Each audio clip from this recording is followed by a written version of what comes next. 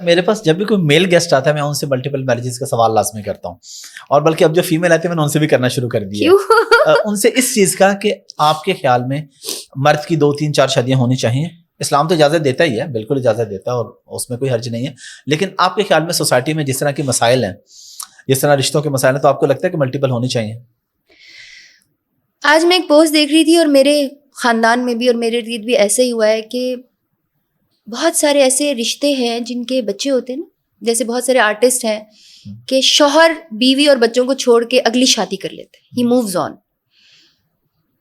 پتہ نہیں, میں سوچ رہی تھی کہ شاید مرد کا دل نا اللہ تعالیٰ نے ڈفرینٹ بنایا ہے. ایک عورت, آپ خود دیکھیں کہ جب ایک عورت, کتنی بیوہ عورتیں ہیں جنہوں نے دوبارہ شادی کی ہے, ہر رنڈوے نے دوبارہ شادی کی ہوتی ہے, اور میرا خیال ہے کہ شاید 95% بیوہ عورتیں شادی نہیں کرتی.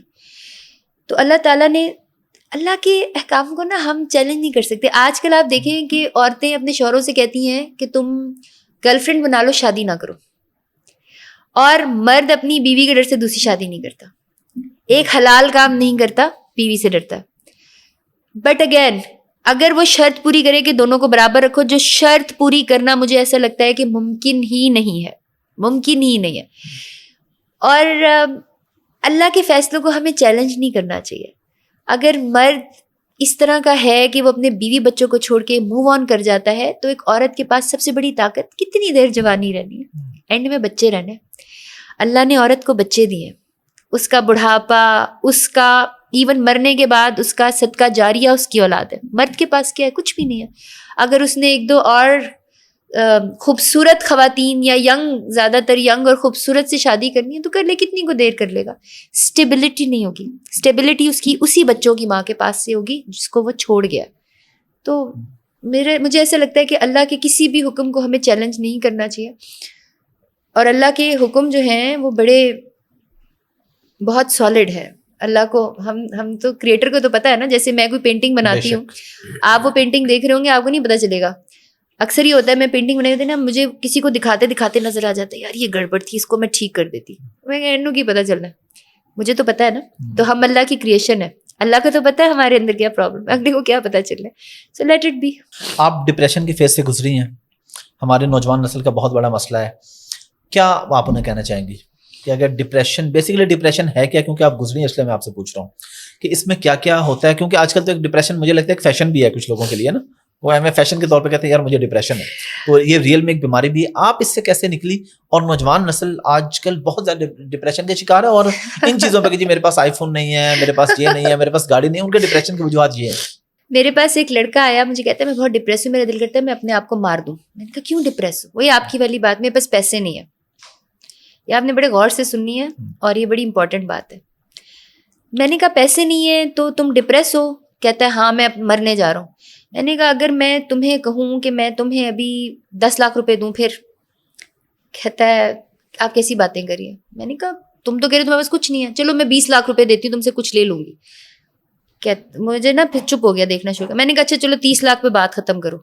کہتا ہے میں آپ سے مذاق تو نہیں کر رہا نا, میں تو مرنے جا رہا تھا آپ کے پاس آ گیا. میں نے کہا اچھا ٹھیک ہے بھائی, اس کو لے جاؤ آپریشن تھیٹر, دونوں آنکھیں نکالو, 10 لاکھ روپے کی ایک آنکھ, ایک کڈنی نکالو 20 لاکھ روپے کی, دل ول بھی نکال لو, اور وہ پیسے اس کو پکڑا دو.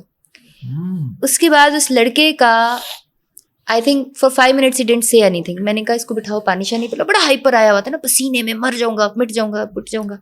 میں نے کہا ہم اللہ کی, جو اللہ نے ہمیں دیا ہوا ہے نا, آپ کے ماں باپ صحت سلامت ہیں, وہ خوش ہیں, آپ کے بچے ٹھیک ہیں, آپ کے گھر میں سکون ہے, آپ کے خود کو کوئی بیماری نہیں ہوئی, آپ کو پتہ ہی نہیں ہے. اللہ چاہے آپ کی آنکھ میں, دانت میں, کان میں, کڈنی میں, ایک اتنا سا جس کو آپ کینسر کا نام دیتے ہو, آپ کو پتہ ہی نہیں ہے آپ کے پاس کیا ہے. ہم ناشکرے ہیں. اللہ قرآن پاک میں کہتا ہے کہ شکر کرو, شکر کرو. اللہ شکر گزاروں کو پسند کرتا ہے. آپ جنرل ہمارا آپ آئیڈیا دیکھ لو. ابھی آپ ان میں سے کسی سے پوچھو نا کہ کیا حالات ہیں, باہر جا کے پوچھو, تو سب سے پہلے ایک ہائے کی آواز آئی, ہائے بس جی بڑے برے حالات ہیں, کیا بتائیں, آج کل تو سب کچھ تباہ ہوا ہے. ہم شکر گزاری والے موڈ پر آتے ہی نہیں, ہم شکر گزار ہیں ہی نہیں. تو جب ہم اللہ کی ایک حکم کی نفی کر رہے ہیں, how do you expect what is. And depression is serious, we must take medicines. اب ڈپریشن جو ہے وہ اللہ کا نام لینے سے آگے چلا گیا. We must take medicine for the depression, and it's a very serious thing. ابھی میں چلو ڈپریشن کی ایک مثال آپ کو بتا دیتی ہوں.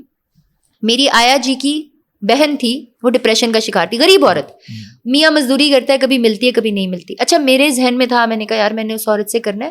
2 دن پہلے اس نے مجھے بتایا, میرے ذہن میں تھی وہ بندی تھرو آؤٹ تھی. تیسرے دن آیا, وہ آیا جی غائب. میں نے پوچھا کیا ہوا, تو اس جو عورت ڈپریس تھی اس کا ایک ہی بیٹا تھا 1.5 سال کا, اس نے اپنے بیٹے کو قتل کر دیا, اور اس کو قتل کر کے اس کو, اس میں شاید آپ نے نیوز شوز میں آیا ہوگا مجھے نہیں پتا, اس کو اس میں پھینک دیا, نہر میں پھینک دیا, قصور سے اس کی لاش ملی. ڈپریشن میں اس نے اپنے بچے کو مار دیا. اس دن سے میں نے ڈپریشن کی میڈیسن منگا کے اپنے پاس رکھی ہے, and I am giving it to the women and the men. Depression is being treated by medicines, we must know it, do not let it go. آپ لوگ بعد میں بہت پچھتائیں گے.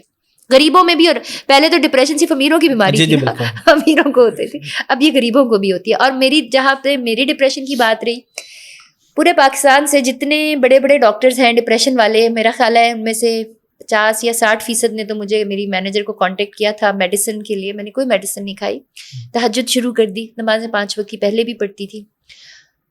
دیکھو ہم ساروں کے اندر نا اللہ ہے, ہم سب کے اندر, ایون نان مسلم کے اندر بھی اللہ ہے, کیونکہ اللہ ایک نور ہے, اور ہماری جو روح ہے نا وہ اس نور سے, جیسے حضرت موسیٰ علیہ السلام کو اللہ نہیں نظر آیا تھا نا, وہ نور تھا, وہ روشنی تھی, ہم سب کے اندر نور ہے. اللہ تعالیٰ نے قرآن پاک میں کہا ہے نا کہ میں 2 چیزوں کا تمہیں کبھی نہیں بتاؤں گا, جس میں سے ایک چیز ہے روح. ابھی دیکھ لیں کہ کتنے ریسرچ سینٹر بن گئے, کتنی ناسا نے ترقی کر لی, فلانا ہو گیا, کلونز بن گئے, پھر اسٹیم سیلز بن گئے, پھر پتہ نہیں کیا کیا چیزیں بن گئی. روح کے بارے میں کچھ نہیں بتا سکے کہ روح کہاں ہے, کہاں جاتی ہے, کیونکہ اللہ نے قرآن پاک میں لکھا, میں نہیں بتاؤں گا. ہماری, میں تو آپ یقین کریں کہ قرآن پاک جو ہے نا, it is my life line. میں جب گھبراتی ہوں, جب پریشان ہوتی ہوں, جب میں مایوس بھی ہوتی ہوں, تو میں قرآن پاک کھول کے نا فوراً دیکھنا شروع ہو جاتی ہوں. یا اللہ مجھے ایسا لگتا ہے جیسے میں کسی سراؤنڈنگز میں آ گئی ہوں, ناؤ آئی ایم سیف. تو روح کے بارے میں اللہ تعالیٰ نے نہیں بتایا نا. اب ہم سب کے اندر اللہ ہے تھوڑا تھوڑا, اب اس تھوڑے کو زیادہ کیسے کرنا ہے, اللہ سے کنیکشن کر کے, جسٹ کنیکٹ ود اللہ. اور کنیکشن تو بڑا آسان ہے, یہ جو کہتے ہیں نا کہ اللہ کی طرف 1 قدم جاؤ اللہ 100 قدم یا 10 قدم آتے ہیں, آئی ہیو سین اٹ, کہ صرف اپنے اندر اس کو فیل کرو کہ تمہارے اندر جو اللہ کا ایک حصہ ہے. جیسے ماں کہتی ہے نا, اب آپ ساری زندگی اپنی ماں کے جسم کا حصہ رہیں گے, آپ اپنی ماں کے جسم کا حصہ, 9 مہینے آپ کا خون, آپ کی ہڈیاں, آپ کا گوشت, آپ کا ایک بال آپ کی ماں سے بنا ہے. ماں کا حصہ الگ کر سکتے ہو؟ نہیں کر سکتے نا. تو اللہ کو اپنے اندر سے کیسے الگ کر سکتے ہو؟ تو جب تم اللہ کے اس نور کو اس سے کنیکٹ کرو گے, وہ اتنا ہی کنیکٹ ہوگا, اور جتنا دور کرو گے وہ اتنا ہی دور ہو جائے گا اس سے. اللہ تعالیٰ نے قرآن پاک میں لکھا ہے نا کہ میں جسے ہدایت چاہتا ہوں اس کو دیتا ہوں. بڑی دفعہ لکھا ہے نا, میں اس پہ بڑی کنفیوز ہو گئی. میں نے کہا یہ کیا بات ہوئی, اگر اللہ جسے چاہتا ہے ہدایت دیتا ہے, یہ تو بڑی گڑبڑ ہو گئی, تو پھر اللہ نہیں چاہتا. پھر آگے اللہ نے ایک جگہ پہ لکھا, میں ہدایت اسے دیتا ہوں جو ہدایت لینا چاہتا ہے. تو ہمارے اندر کہیں نہ اللہ کی طلب ضرور ہونی چاہیے. جو مرضی, دیکھو گناہ سے پاک تو کوئی نہیں ہے نا. اللہ کہتا ہے کہ میں توبہ کرنے والوں کو پیار کرتا ہوں. توبہ کون کرتا ہے؟ کوئی نیک آدمی توبہ کرے گا؟ جو گناہ کرے گا وہی توبہ کرے گا نا. تو انڈائریکٹلی اللہ گناہ گار سے نفرت تو نہیں کرتا, اللہ تو پیار کرتا ہے.